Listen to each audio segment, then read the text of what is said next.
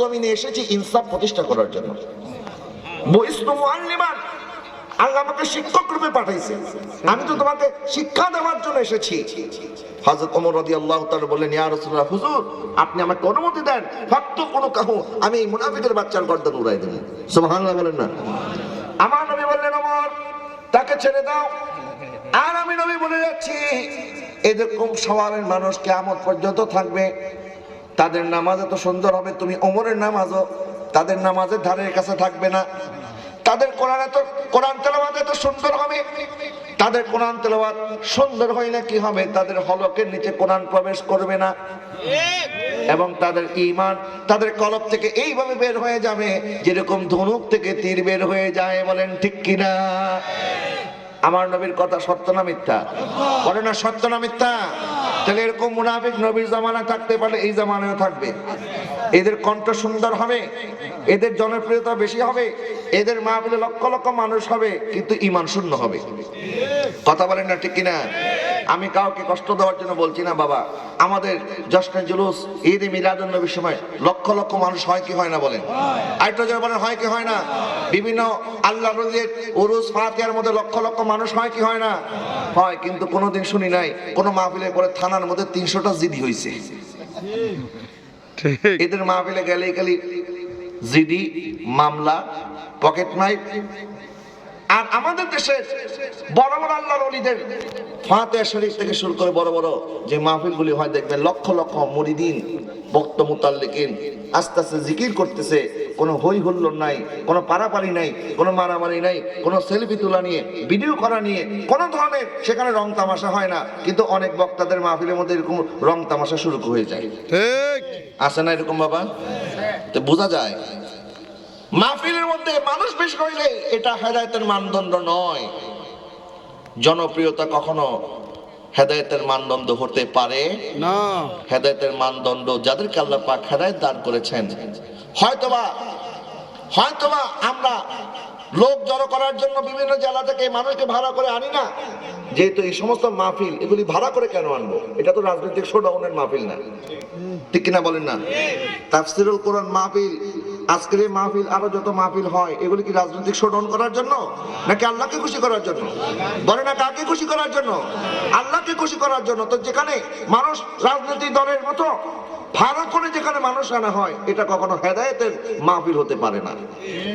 এই সমস্ত কাজ থেকে আমি অনুরোধ করবো আমার ভাইদেরকে, আপনারা ফিরে আসেন, তাহলে মানুষ আপনাদেরকে ভালোবাসবে।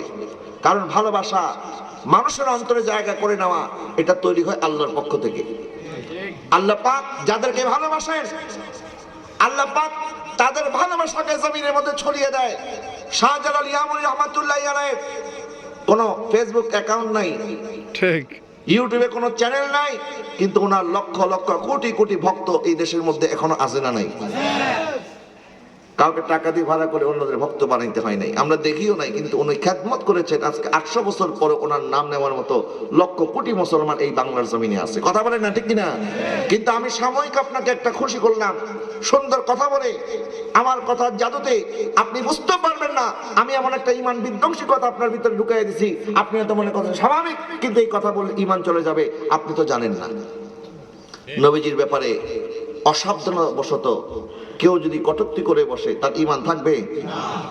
নবীজির ব্যাপারে কেউ যদি বাজে মন্তব্য করে, এই যে বলে দিল না রে সালাত স্লোগান, এটা নাকি ফালতু স্লোগান। নাউজুবিল্লাহ, জোরে বলে না নাউজুবিল্লাহ। আবার দেখলাম একজন বলতেছে, আরেকজনের দালালি করতে গিয়ে বলতেছে নবীকে কাউবয় বলা যাবে না, গড বয় বলতে হবে। নাউজুবিল্লাহ বলবেন না জোরে? Good boy. কাউবয় মানে হচ্ছে কি? গরুর রাখাল। আর গড বয় মানে হচ্ছে ছাগলের রাখাল। তো এক দালাল আরেক দালালকে বলতেছে নবীকে কাউবয় বলা যাবে না, নবীকে গড বয় বলতে হবে। নাউজুবিল্লাহ, কত বড় বেয়াদব! অথচ আল্লাহ পাক কোরআনে নিষেধ করে দিয়েছেন, লা তাকুল রাইনা ওয়া কুল উনজুরনা ওয়াসমাউ। খবরদার আমার রাসূলকে রাইনা বলিও না, আমার রাসূলকে রাখাল বলিও না, আমার রাসূলকে বলো উনজুরনা, আপনি নবীর দয়ার নজর আমাদের দিকে দান করেন। আরেক দালাল বলতেছে আমরা নাকি ইংরেজি বুঝি না। নাউজুবিল্লাহ, বাঙালি তো ইংরেজি বুঝে না, এই জন্য এটা নিয়ে এরা এতই করতেছে। আরে বেকল, যারা এই সুন্দর সুন্দর কথা বলে মানুষের ঈমান কাটতেছে। আমার আব্বা হুজুর বাকিবিল্লাহ রহমাতুল্লাহি আলাইহি বলতেন, নবীর দুশমন আছে যত, কথা বলবে মধুর মতো, মিঠা মিঠা কথা বলে, মিঠা মিঠা কথা বলে নিয়ে যাবে ঈমান। আশিকে বিনে কে বুঝিবে দয়াল নবীর শান। বলেন, আশিকে বিনে কে বুঝিবে দয়াল নবীর শান, আশিকে বিনে কে বুঝিবে দয়াল। আল্লাহ বলে, ওয়ারাফানা লাকা যিকরাক, আপনি নবীর জিকির আলোচনা আমি আল্লাহ বাড়িয়ে দিয়েছি। বলেন না সুবহানাল্লাহ। কিভাবে? আযানের মধ্যে যখন বলা হয় আশহাদু আল্লা ইলাহা ইল্লাল্লাহ, সাথে সাথে বলতে হয় আশহাদু আন্না মুহাম্মাদুর রাসূলুল্লাহ সাল্লাল্লাহু আলাইহি ওয়াসাল্লাম। কোন নবীর নাম আল্লাহ পাকের নূরানী নাম মুবারকের পাশে আল্লাহ পাক বসতে দেয় নাই, কিন্তু আমার নবীর নূরানী নাম মুবারকে আল্লাহ পাক নিজের নামের পাশে বসিয়ে দিয়েছেন। আযানের মধ্যে নবীর নাম আছে না নাই? নামাজের ভিতরে সুবহান রাব্বিয়াল আলা আছে, সুবহান রাব্বিয়াল আযীম আছে, তারপরে আবার শেষ বৈঠকের মধ্যে আসসালামু আলাইকা আইয়ুহান নাবিয়্যু ওয়া রাহমাতুল্লাহি ওয়া বারাকাতুহু, আল্লাহুম্মা সাল্লি আলা মুহাম্মদ ওয়া আলা আলি মুহাম্মদ। আমার নবীর নাম মুবারক আছে না নাই? আবার যখন কবরে রাখা হবে বলা হবে মিনহা খলাকনাকুম ওয়া ফিহা নুঈদুকুম ওয়া মিনহা নুখরিজুকুম তারাতান উখরা। এরপরে বলা হবে বিসমিল্লাহি ওয়া আলা মিল্লাতে রাসূলিল্লাহ। এখানে আমার নবীর নাম আছে না নাই? আবার যখন কবরে রাখা হবে মুনকার নাকির যখন সওয়াল জবাব করার জন্য আসবে, আমাকে আপনাকে বসিয়ে জিজ্ঞাসা করবে মান রাব্বুকা ওয়া মা দীনুকা ওয়া মাযা তাকুলু ফি হাক্কি হাযাল রাজুল। আমার নবী সম্পর্কে কবরে জিজ্ঞাসা করা হবে কি হবে না?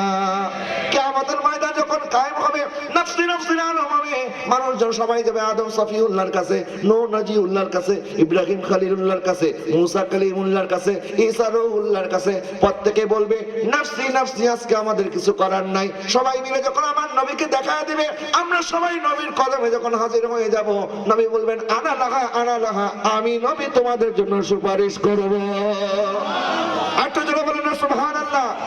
হাসরে কাদির আজব দেখনে वाला होगा, जुल्फे लहरा के जब आएंगे, जुल्फे लहरा के जब आएंगे, फिर कियामत में भी की और कियामत होगी, नाते सरकार की पढ़ता हूँ मैं, बस इसी बात से घर में मेरे रहमत होगी।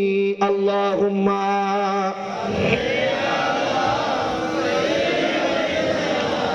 मौलाना मोहम्मद वाला आले सैयदना।